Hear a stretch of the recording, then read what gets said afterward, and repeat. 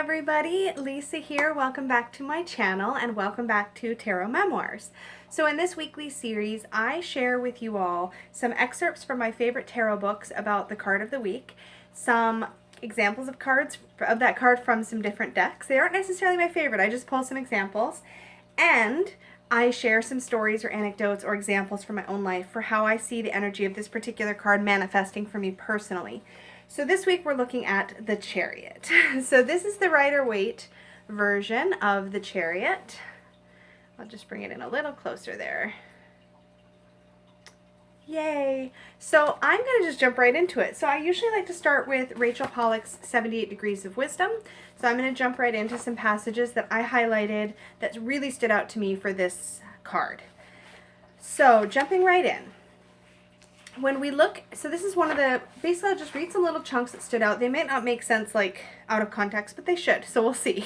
So this first one is, when we look at the cards sequentially, we see that 7, I'm going to hold the card up while I talk actually. We see that 7 is only the victory of the first line of the major arcana. So this is speaking to the idea that there are 3 sets of 7 cards within the major arcana. The first dealing more with the physical world, the second with more of the mental, and then the third with more, or mental emotional, and then the third with more of the spiritual.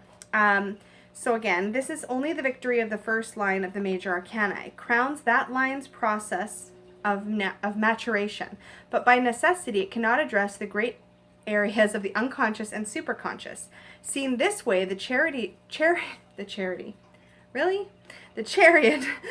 us the developed ego. The lessons of the early cards have been absorbed, the adolescent period of searching and self-creation has been passed, and now we see the mature adult, successful in life, admired by others, confident and content with himself, able to control feelings, and above all, to direct the will. So the next piece I grabbed here. The Chariot looms larger than the town behind, which I've never even noticed before, just saying. There's a town back there. Looms larger than the town behind, indicating that his will is more powerful than the rules of society. Interesting. And then, and yet, so this is later on in the excerpt here, and yet, observe the Chariot with its stone-like qualities. Observe the charioteer himself merging into his stone vehicle. The mind that subordinates all things to conscious will runs the risk of becoming rigid, cut off from the very forces that it has learned to control. Observe also that the black and white sphinxes are not reconciled to each other. They look in opposite directions. The charioteer's will holds them together in a tense balance. If that will should fail, the chariot and its rider will be torn apart, which I think is really interesting. Oh no, don't lose my spot, Lisa. Torn apart. So cheery, right? But I think it's a really interesting point because we think of the charioteer as somebody who's got, a strong force of will, but we forget that this is barely harnessed. This is harnessed will, meaning that any drop of that control and we're in trouble, right?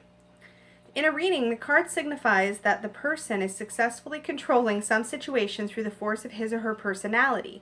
The card implies that a situation contains some contradictions and that these have not been brought together but simply held under control. Reversed, the card's inherent contradictions gain greater force. The Chariot upside down implies that the approach of willpower has proven unsuccessful and the situation has gotten out of control. Now keep in mind that I personally don't read reversals, but I do read shadow. So when I'm speaking to reversal, I'm sort of speaking to the shadow side of the card. But yeah, so that is what Rachel Pollack had to say, and I really liked that bit there. So getting into holistic tarot, we go in a slightly different direction. Now, Benebell's take, what's really interesting is that Rachel gets, I think, slightly more into the esoteric meaning and depth of each card, the symbolism and so forth. And while Benebell does that in holistic tarot, she speaks really to the practical, at least in my opinion, she speaks more to the practical side of the card, or at least the practical application in a reading. So let me get that card. I gotta figure out a better way to hold all this stuff. Okay. I'm gonna hold the card, and this is a really big book, so I can't hold it in one hand. So we'll see how I do here. So let's put it there. The theme of the Chariot is conquest and triumph over obstacles in the seeker's life.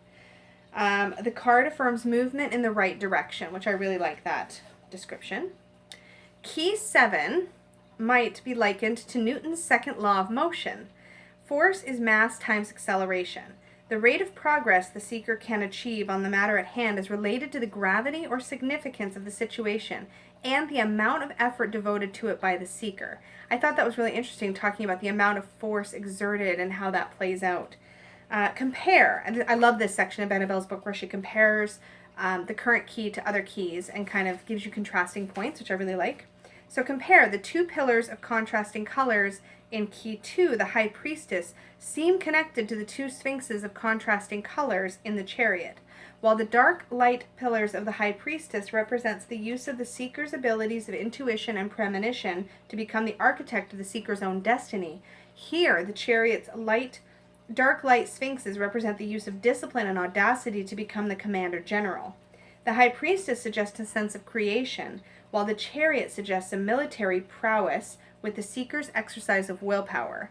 So there's a definite active passive sort of balance happening here between my nose gets itchy every time I make a video, between the active and there's an active and passive element here between the Chariot and the High Priestess. That's what I was trying to say. So reversed, the seeker must reconsider direction. Victory is not certain in the current path chosen. In reverse, the Chariot card is a warning to make better choices, which is really interesting take on that as well.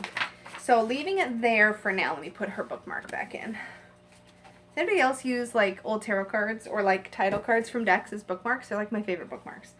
All right, Kitchen Table Tarot, Melissa Sinova. So her take is always pretty light and fun, but also really kind of punchy, which I like. Why can't I figure out how to hold a book and a card at the same time? Okay, I really want to hold it on this side. I think that's why. Okay, so our action phrase. So I like to point these out in Melissa's book. Under every card, she has an action phrase. And in this card, for the Chariot, she has I am driving, which makes perfect sense, right? So this is the phrases that I highlighted, just a few. You got this. You are confident, resourceful, and savvy. I loved that as sort of a punchy, like, again, punchy. Apparently my word of the day. But I like how it just got right to the point there. No obstacle is too big and no opponent is too strong. There is a lot of passion in this card. That's the key to the Chariot. It's got to matter and it's got to be difficult, which I think is really interesting. So there's a bit of a overcoming challenge energy to this card. In a reading, the card comes up when someone is recognizing their strength or when they're about to start on a new crusade. I love that word for this card. The magnetism that he has is palpable. People want to follow him because he inspires passion in them too. The Chariot inverted, it's passionate chaos. You do what you want when you want, and damn the consequences. Boy, I can't wait to talk about my personal stories with this card. This series is very exposing for me, but in a good way, in a healthy way. So let's look at some images of the cards. So here we have our classic Chariot with the two sphinxes. We have the black and the white sphinx pointing kind of in opposite directions. We have the city in the background. In the classic Chariot here, this is the Rider-Waite-Smith Centennial Edition. We don't see any reins being held by the charioteer. And also there is this symbol here on the shield, I guess, on the front of the stone chariot. And that symbol speaks to sort of the masculine and feminine, and there is some terms for it, and I could have highlighted and shared them, but I forgot. So if I remember, I'll put them down below, but that also has some meaning here. One thing that always bugged me about the Rider-Waite-Smith version of the Chariot, though, is how still everything is. Like, sphinxes I don't associate with movement. I don't associate, like, this stone structure with movement. In one of the books, I can't remember which one, there was a reference to the canopy here being reminiscent of the Four of Wands and that moment of sort of celebration or that feeling of positive energy sort of driving you forward. So that's kind of an interesting reference. So let's look at some other cards. So, oh, my dog really, really, really wants in. No, Bruno, just leave it, baby. I might have to let him in a minute. We'll see how that goes. So first we have my Osho Zen. Now this is a really interesting take, awareness. So this talks about burning away the veil of illusion, and this is very different. So in a lot of the Osho Zen cards, they really mirror the Rider-Waite-Smith, but this one really goes in a completely different direction, at least in my opinion, because awareness is really about burning through or getting past that veil of illusion, Maya, which we all have, the filters that we view the world through. Now I can see how this could apply, but it's definitely a little bit difficult for me to just marry these up and say, yes, they're the same thing. But it is worth pointing out that this is the equivalent in the Osho Zen Tarot. In the Mary L, we have these powerful depiction of wolves with this really powerful feminine force behind them. At least, yeah, okay, that is a woman. I was like, maybe it's just feminine in my mind, but this always felt very, this feels like a very powerful representation of the Chariot. I also get the impression that all of these wolves have very different personalities and that she is definitely the pack leader and has taken charge of that situation and is harnessing that force, which very much speaks to the energy of the Chariot for me. Really love the Fairy Stallion from Journey. Okay, so this is the thing with this deck. The book calls it Journey to the Hidden Realms. The box, I think I totally got this wrong in like a prior discussion. The box does say Tarot of the Hidden Realm. So Tarot of, Journey to, either way we're dealing with the Hidden Realm and it's Fae. So anyway, we have this Fae on a stallion and there's a feeling of movement in this card, which I really appreciate because I really like to see movement represented in my Chariot cards. So here's an example of movement. So this is the Anna K Tarot with the Chariot, and here we have the charioteer driving right for the sun. And there's definitely that element of abandon and just really running with it and not necessarily being fully aware of the consequences. There is some controversy whenever we see a charioteer with a whip or with reins, because the idea is that it's actually will driving you forward, not necessarily the force, like physical force. So I prefer to see a charioteer that's just sort of moving forward and that isn't, I can't decide where to hold things because I'm filming on my tablet and that's new. But anyway, really, really like the vivid color in this, and I love that he's headed right for the sun because that lets me look at the shadow of the card a little bit. So next we have the Chariot from the Everyday Enchantments Tarot. And here we have a figure on a skateboard. He's having a great time. He's going exactly where he wants to go. But again, I can still see shadow because he's not necessarily looking where he's going. He's definitely heading in the direction, and he's just kind of going with the movement and the flow and the passion, but he's not necessarily pausing to consider ramifications. So something to think about. I really, really love the Chariot from the Sun and Moon Tarot. This is one that I really enjoy because you really clearly see the black and white bulls pulling in different directions. There's reins here. Is there reins? There are reins, but they're very loosely held, so you can kind of see them. The camera's focusing. Yeah, you can kind of see them there, but they're not, he's not really pulling on the reins. Also, I love that there's the little crab on his t-shirt because Cancer does rule this card, which I only remember the zodiac sign for the Chariot because I'm a Cancer. So I remembered which one was associated with my sign, my sun sign. And the Chariot in the Mythic Tarot is really fantastic too. Here he does have reins as well, but for some reason you can still see he's looking straight ahead. He's not looking down at the horses. He's definitely in control here and charging. There's a lot of movement and action. Again, I really like to see that in the Chariot. I'm not a fan of this deck. I'm still deciding what I'm going to do with it. This is the Impressionist Tarot. And it's meant to really mimic Impressionist artwork, which it does do pretty well, but yeah. It's some people in a wagon. I mean, you can still see that, I'm clearly jaded about this deck. You can still clearly see that they're moving, the horses are moving in two different directions, kind of, and it's taking some control. I don't know, not my favorite. I don't know, I'm still getting to know the Deviant Moon when I'm filming this, and I'm not sure how I feel about this one. I do get the feeling that this is somebody who's on their own, who is chugging along in the direction that they are determined to head. I can see determination on this figure's face, and I get the idea that he would have no problem just plowing over anybody that's in his way, so I definitely can pick up, actually I guess I'm getting more from this than I thought I would. Yeah, interesting. I really do like it though. My cards are going to fall. I'm going to put them over here instead. Okay. Next I have Legacy of the Divine. So this one's really beautiful. Now there's this beam of light And it looks to me like the charioteer, who in this case does look to be a woman, has got this staff, and she's shining the light forward, and that is almost like the force that is driving the horses ahead. It's as if she's sort of casting the light for where she's headed, and that's where her focus is. That really gives me a lot to chew on, which I really appreciate. That's really interesting. I don't know that I've really ever really soaked this one in before, at least not during a time of study. I really like that. And there is actually the astrological sign for Cancer there, just behind the water. Again, I probably won't notice this about any other cards. Cancer is my sun sign, so I'm noticing. Yeah, that's a really good one. Next, we have the Chariot from the Wild Unknown. This is another deck that I like, but I'm not super connected to. So it's good. I see movement. I think horse is a great symbol for the Chariot. And I guess I can see, too, that force of will with this bright light sort of behind and that forward motion. So there's some stuff to read there for sure. I really enjoy the Shadowscapes Tarot here. Again, I see my little crab for Cancer down there. Again, I'm sorry I don't notice this in other cards. But I really get a strong power here, and I love that they're riding along the waves. I think we also had some water. Just going to check. Yeah, in Legacy of the Divine, there was also some movement over water, which is really interesting as a premise. I'm getting my cards all mixed up. Okay. Wild Unknown. Okay. Anyway, back to this. I love that there is like strong determination and movement. I really wish these cards were bigger. They show up great on camera, but I feel like they're so small for my eyes.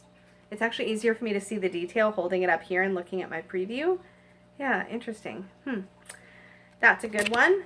And finally, I do like, this is a new deck to me. This is I was going to say the Wildwood. Same author, same artist. Not author, same artist. This is the Druid Craft Tarot. I haven't yet trimmed my copy. I do plan to do that eventually. But yeah, strong, really in your face, powerful, and the cape flowing out behind really shows the movement, so I really enjoy that. So those are some cards to show some different examples of the Chariot. So with that being said, let me get into some examples from my life. So when I was trying to think about the Chariot and sort of where this energy shows up, I was chatting with Peggy a little bit, and I was like, where in my life does this show up?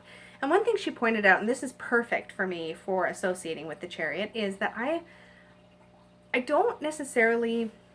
I'm a slow decision maker. Like, it takes me time to process and sort of think about which direction I want to go.